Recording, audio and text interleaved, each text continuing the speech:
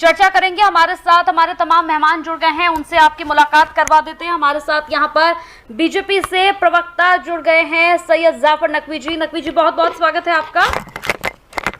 और हमारे साथ यहाँ पर राजनीतिक विश्लेषक नवीन दुबे जी भी जुड़ गए हैं। दुबे जी, आपका भी बहुत बहुत स्वागत है। सबसे पहले नकवी जी, मेरा सवाल यहाँ पर आप ही से है और बड़ा लाजमी सा सवाल है। देखिए, ये एक सिस्टम होता है और ये सिस्टम धीरे धीरे खत्म हो रहा है, ये बेहद अच्छी बात है। एक माफिया, एक डॉन का यहाँ पर अंत हुआ है, जिसे लेकर कई तरह की प्रतिक्रियाएं आ रही हैं। कोई इस पर खुश भी हो रहा है तो कोई नाखुश भी है।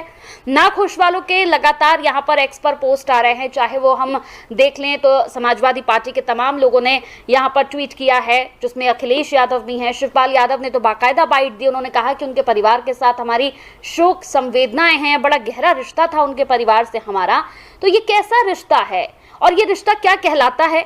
क्योंकि माफिया डॉन जिससे हर कोई बचना चाहता है, जिसके खौफ से हर कोई बच रहा था, उसका सफाया हो गया, लेकिन राजनीतिक पार्टियां सवाल उठा रही हैं इस पर। देखिए कंचन जी, बहुत कि जिस प्रकार से एक समाज जिसको कि अल्पसंख्यक समाज कहते हैं, उसको हमेशा से बलगराने का काम तो ऑल पार्टियां जिनको आप जो इंडिया गठबंधन का इस समय हिस्सा है, उन्होंने हमेशा इनको बलगराने का काम किया है। अल्पसंख्यक समाज से रिलेटेड कोई भी चीज हो, चाहे वो किसी तरह के आपराधिक व्यक्ति का मामला हो या फिर कोई भी ऐसी संवेदनशील बात हो जाती है, तो उसमें फौरन ये लोग इतना सक्रिय हो जाते हैं। आज इनको सहानुभूति है तो सहानुभूति व्यक्ति विशेष से हो सकती है, लेकिन किसी व्यक्ति विशेष का एक जो पोर्टफोलियो है, आप उससे अलग नहीं हो सकते, अलहदा नहीं हो सकते। जिस इस्लाम को मुख्तार अंसारी भी फॉलो करते हैं, वो कहता है इन्ना लिल्लाह है व इन्ना इलैहि राजिऊन, यानी खुदा की चीज की खुदा के पास चली गई। और ये विधि का विधान यकीन होता है कि कोई भी चीज का एक समय नियत है, जिसका एक समय, किसी के जन्म होने का भी एक समय, किसी की मृत्यु होने का भी एक समय। तो विधि के विधान की जो चीजें हैं, उससे हार्ट अटैक की जो आई के अस्पताल में इलाज के दौरान उनको हार्ट अटैक आया, उसके बाद उनकी दुखद उनका अंत हो गया, तो वो एक अलग चिंताशील। आज जो राजनीतिक लोगों ने अपने आप को इसमें संलिप्त करने की कोशिश की और मुस्लिम वोट बैंक को लगातार ये लोग कोशिश कर रहे हैं कि किस प्रकार से मुस्लिम वोट बैंक को कैसे प्रभावी करें अपनी ओर, और कैसे कुछ ऐसी सहानुभूति वाली बातें करें जिससे कि समाज में एक मैसेज जाए कि ये बहुत बड़े अल्पसंख्यक हितैषी हैं। अल्पसंख्यक समाज का कोई व्यक्ति, अगर व्यक्ति विशेष कोई भी आपराधिक व्यक्ति, चाहे वो अल्पसंख्यक समाज से आता हो या वो बहुसंख्यक समाज से आता हो, अपराधी की ना कोई जाति होती, ना कोई धर्म होता है। उनको उनके समय जो उनके जेल का प्रावधान था, जिससे उनको सजाएं हुई, वो अपने जेल के समय सूची के अनुसार वो अपनी जेल की सजा का प्रावधान के अधीन वो जेल में थे। अचानक उनके साथ ऐसी बात हुई, 2 दिन पहले भी उनके साथ ऐसी स्थिति आई, तो उसके बाद उनको अस्पताल ले जाया। लेकिन जाफर जी, उन्होंने तो जेल से एक प्रार्थना पत्र भी लिखा था, जिसमें उन्होंने कहा था कि मुझे स्लो पॉइजन दिया जा रहा है, मेरी हत्या करने का एक पूरा साजिश, एक पूरा षड्यंत्र रचा जा रहा है। इस तरह का उन्होंने पत्र भी लिखा था, जिस पर कोई कार्रवाई नहीं हुई, ना कोई जांच बैठी उस पर। तो इस पर भी तो सवाल उठेंगे ना सर? मैम, हम लोग छात्र राजनीति करने वाले लोग हैं, हम लोग ने भी जेल की हवा खाई हुई है, क्योंकि राजनीतिक तरीके से जब हम छात्र राजनीति से आते हैं तो जेल हमको भी जाना पड़ता है। तो जेल के मॉड्यूल में जो एक भोजन होता है, वो भोजन सबके लिए समानांतर भोजन होता है, किसी व्यक्ति विशेष के लिए कोई अलग भोजन नहीं होता है। यदि स्लो पॉइजन किसी एक व्यक्ति को मिल रहा है तो यकीनन वो स्लो पॉइजन तमाम उन लोगों में जा रहा है, तो वो पूरी की पूरी हमारी कार्यपालिका व्यवस्थापिका में सवाल उठ जाता है। जबकि ये एक प्रकार का सिंपैथी कॉलम भी हो सकता है, क्योंकि तरहाई बैरिक में वो कैद थे और उनके खाने को टेस्ट करने के लिए स्वयं पुलिस प्रशासन का एक व्यक्ति नियुक्त होता है। तो तरहाई बैरिक के व्यक्ति के साथ अगर पुलिस प्रशासन के व्यक्ति को तो हम स्लो पॉइजन देनी चाहिए साथ में। कुछ चीजें ऐसी होती जिनका राजनीतिक प्रारूप तैयार किया जाता है और विपक्ष के पास केवल और केवल ये काम है कि कैसे एक समाज विशेष के वोट को कैसे अपनी ओर समाहित करना है। केवल राजनीति का प्रारूप ये। जाफर जी, जो दिखाकर, जाफर जी, मेरा एक आपको यहाँ पर सवाल क्या, एक बात मैं कहना चाहती हूँ, जो दिखाकर ना की जाए, जो छुपा कर की जाए, वही तो षड्यंत्र और वही साजिश है। इसी बात का तो वो आवाज उठा रहे थे ना। अगर सब कुछ दिखाकर किया जाए और कुछ छुपाया ना जाए तो फिर वो साजिश कैसी?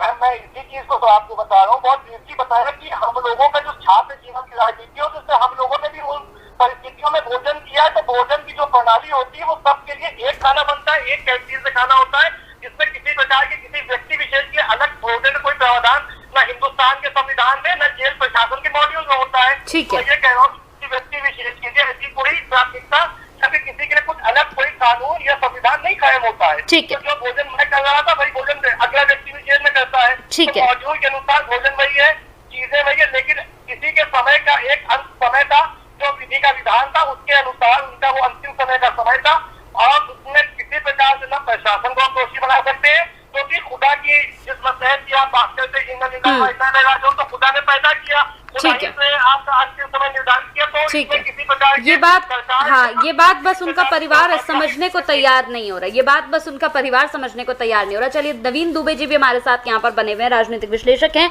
नवीन दुबे जी, स्वागत के साथ अब सवाल मेरा आपसे है, धीमे जहर की यहाँ पर आशंका जताई थी और एक प्रार्थना पत्र भी जेल से लिखा था जिसमें कहा गया था कि उससे पहले डिबेट शुरू होने के साथ ही कहा कि देखिए, दो तरीके के लोग हैं, कुछ लोग खुश हैं, कुछ लोग इसका उदासीन भी तरीके से लेकर जा रहे हैं।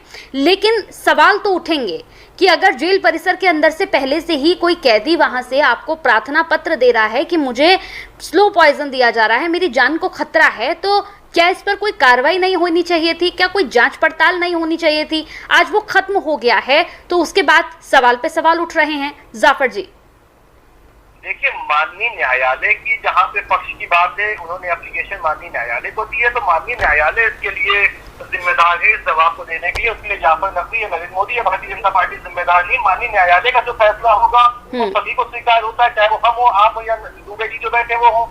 उन्होंने बहुत सी ऐसे एग्जाम्पल दिए, लेकिन देखिए, हर व्यक्ति विशेष के लिए सुरक्षा का माहौल हमने बना रखा है, हम चीजें व्यवस्थित की, लेकिन जो ऐसी परिस्थिति कभी आई है तो हम हमारी सरकार के प्रशासन ने तत्काल प्रभाव से उनकी वीडियोग्राफी के माध्यम से पोस्टमार्टम की भी कार्रवाई हुई। उसके बाद उनके शव को आइसलैंड उनके गृह जनपद भेजा जा रहा है, वहां पे सारे इंतजाम किए गए, सुरक्षा के पुख्ता इंतजाम है, ताकि किसी प्रकार की कोई ऐसा दुष्प्रभाव न पड़ पाए समाज में। क्योंकि एक विशेष पार्टी और विशेष दल के लोग लगातार कोशिशें कर रहे हैं कि इसको किस प्रकार से नकारात्मक प्रभाव से लेकर समाज में कुछ ऐसा विद्वेष फैलाया जाए। मैं तमाम लोगों से आपके चैनल के माध्यम से भी निवेदन करूंगा कि सरकार की इसमें किसी प्रकार की सहभागिता नहीं। ये माननीय न्यायालय का फैसला था कि माननीय न्यायालय को उनको क्या आगे उसके लिए जो औपचारिकता है वो माननीय न्यायालय उसका फैसला करे। उसके लिए भारतीय जनता पार्टी, नरेंद्र मोदी या योगी आदित्यनाथ जिम्मेदार नहीं है। जो न्यायालय की प्रक्रिया है उसमें न्यायालय ही अपने खंडे जवाब दे सकता है, उसके लिए न हम और आप भी इसके लिए उत्तरदायी नहीं है। ठीक है, दुबे जी बोले, कुछ कहना चाह रहे हैं? हाँ, कंचन जी, देखिए, ऐसा नकवी जी ने बहुत सारी बातें बताई, मैं बड़े नाम बोलिए जाफर जी। दुबे जी ऐसे सत्यापित कर दे रहे हैं उत्तर प्रदेश शासन को और भारत सरकार को। इस प्रकार उन्होंने सत्यापित कर दिया कि मुख्तार अंसारी के जो ये अंतिम समय जो चीजें हुई उसके लिए पूरा प्रशासन और उत्तर प्रदेश सरकार जिम्मेदार है। उत्तर प्रदेश सरकार की सिर्फ कोई प्रकार की जिम्मेदारी ये है कि उनकी सुरक्षा में कोई चूक हुई होती है तो प्रशासन जिम्मेदार होता है। उन्होंने अपनी तरफ से ज्ञापन लिया कि मुझे स्लो पॉइजन दिया जाए, उसके लिए न्यायालय है। पोस्टमार्टम की रिपोर्ट आने के बाद क्या फैसला होगा, कौन दोषी पाया जाएगा, ये आने वाला समय निर्धारित रहेगा। किसी व्यक्ति विशेष को लेकर सीधे उत्तर प्रदेश सरकार पे हमला कर देना, भारतीय जनता पार्टी की नियत और नीति पे हमला कर देना, ये कहीं ना कहीं बिल्कुल गलत लगता है। और इससे किसी प्रकार का अभी जब तक पोस्टमार्टम की रिपोर्ट सत्यापित ना हो, किसी के ऑडियो वीडियो, परिवार का कोई व्यक्ति जब परिवार से बात करता है तो उसका एक अलग मॉड्यूल होता है बात करने का, तो वो अपने आप से सहानुभूति वाला उसके भाषा चली होती है। तो जिस प्रकार की बातें लगातार आ रही, जब तक पोस्टमार्टम की रिपोर्ट ना आ जाए और माननीय न्यायालय की उचित जो है खंडपीठ को बाकायदा के लिए स्थापित किया जाए, इसकी न्यायिक जांच होगी, तो जब न्यायिक जांच होगी, पोस्टमार्टम की रिपोर्ट आएगी, इसके बाद अगर कोई किसी